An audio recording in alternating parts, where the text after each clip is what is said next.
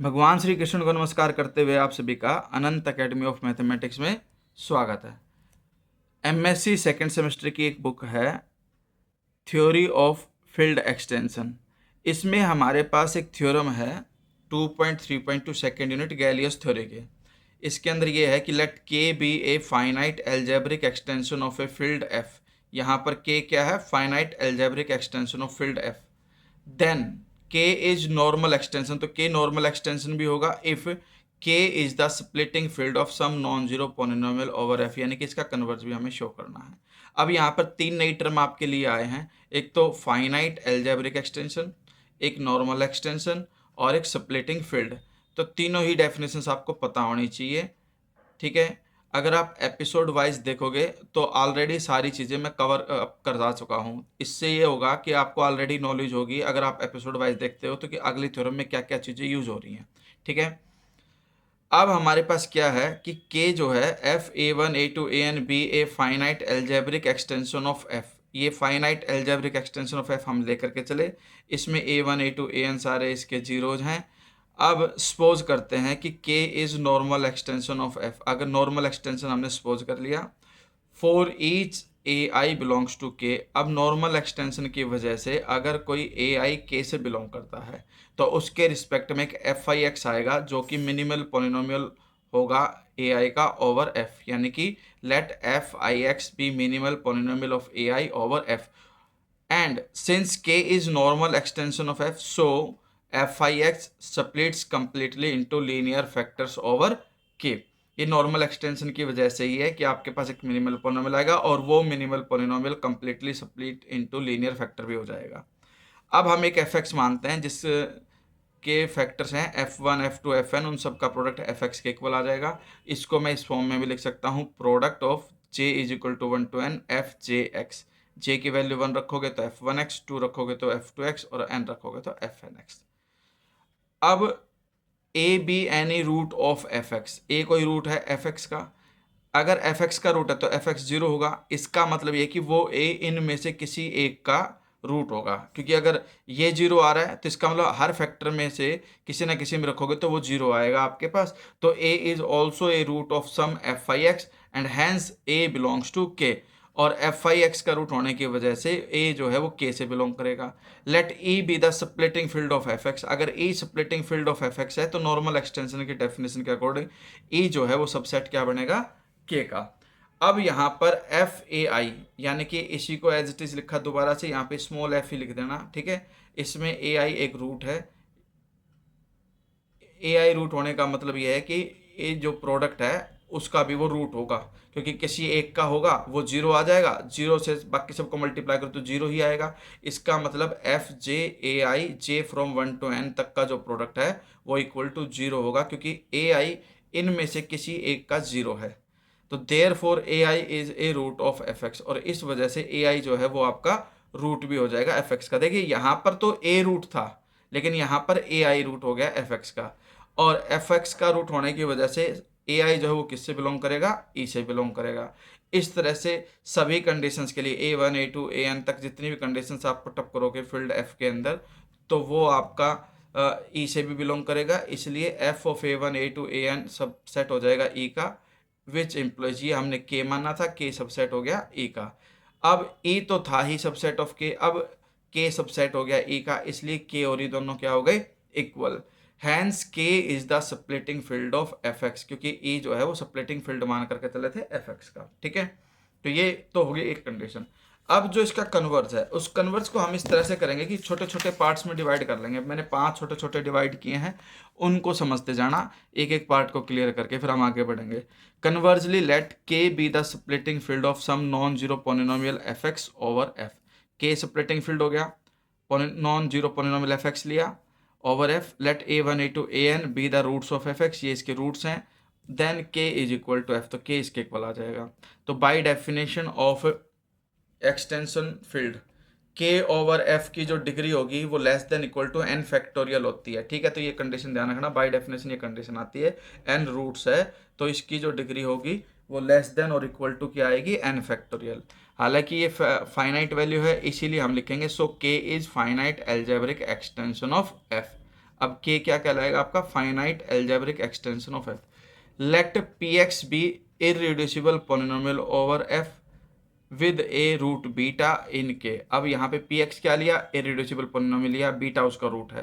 P X is also A polynomial over के। अब P x जो है पोलिनोमियल ओवर के भी है, क्योंकि के जो है आपकी फील्ड एक्सटेंशन ओवर एफ है, इसलिए पी एक्स के का भी हो गया पोलिनोमियल।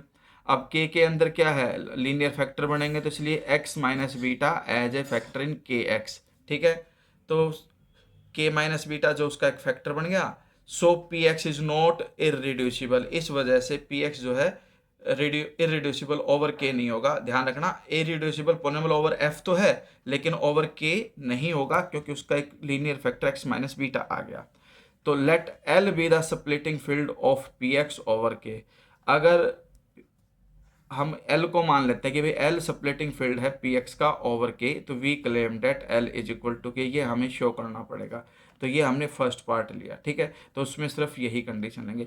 नेक्स्ट में हम क्या करेंगे, let if possible L is not equal to K, कि L और के दोनों इक्वल नहीं है।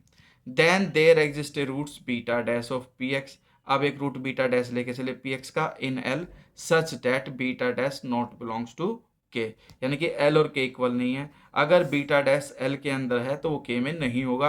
As beta and beta dash are conjugates over F there exist an isomorphism. अब कॉन्जुगेट्स होने की वजह से एक आइसोमॉर्फिज्म एग्जिस्ट करेगी, और उसको हम लिखेंगे sigma F beta to F beta dash such that sigma beta is equal to beta dash. ठीक है, कॉन्जुगेट्स ओवर एफ होने का मतलब यही है कि आपके पास एफ के रिस्पेक्ट में एक आइसोमॉर्फिज्म आएगा, और उसमें जब एफ के अंदर बीटा डालूंगा, यानी कि सिग्मा के अंदर बीटा डालूंगा, तो वो किसके इक्वल आएगा, बीटा डैश के। और sigma gamma is equal to gamma for every gamma in F. Sorry, ये लैम्डा है, तो sigma lambda is equal to lambda for every lambda in F. अब जो f होता है वो सबसेट ऑफ एफ बीटा, और एफ बीटा जो सबसेट है वो K gives K is a splitting field of F X over F beta.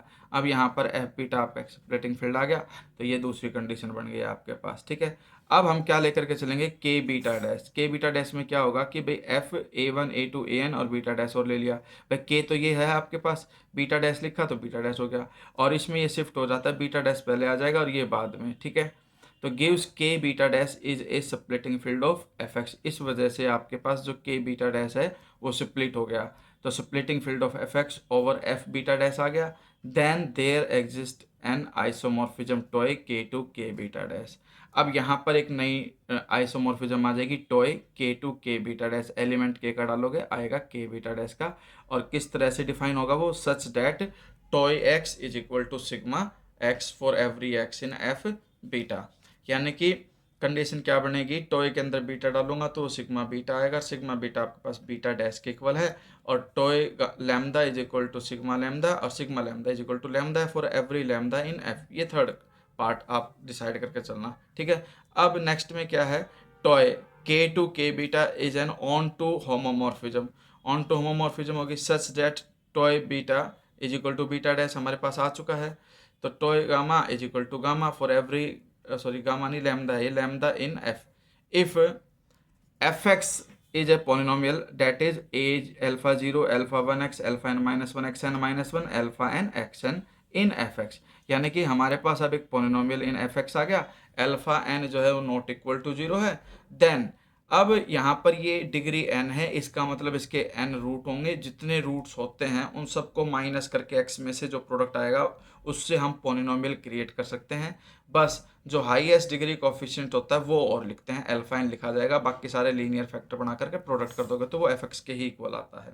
फिर tau dash K X to K beta X be an extension of tau.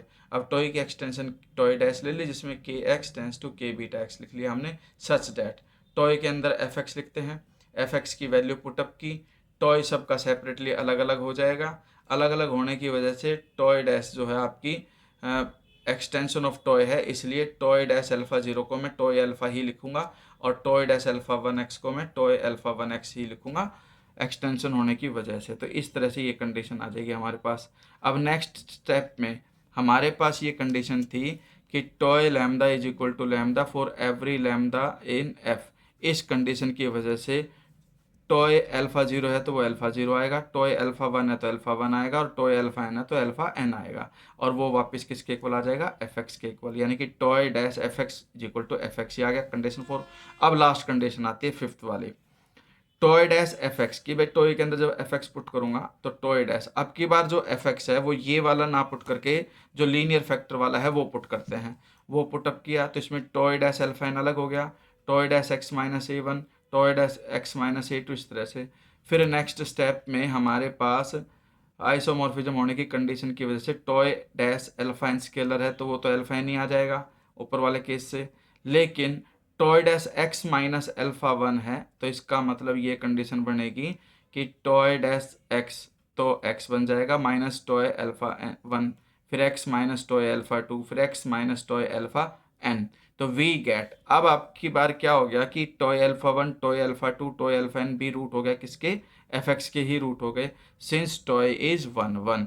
अब toy जो है वो 1 1 है, 1 1 होने की वजह से एक तो रूट ये आए थे alpha a one A two A N, और एक रूट ये आ गई इस कंडीशन से, क्योंकि देखिए अल्फा एन के साथ ये प्रोडक्ट हो रहा है। इसका मतलब ये भी आपके पास एक इक्वेशन बनेगी जिसके रूट्स क्या हैं, टॉय अल्फा 1, टॉय अल्फा 2 और टॉय अल्फा एन, तो ये एक दूसरे के इक्वल हो जाएंगे।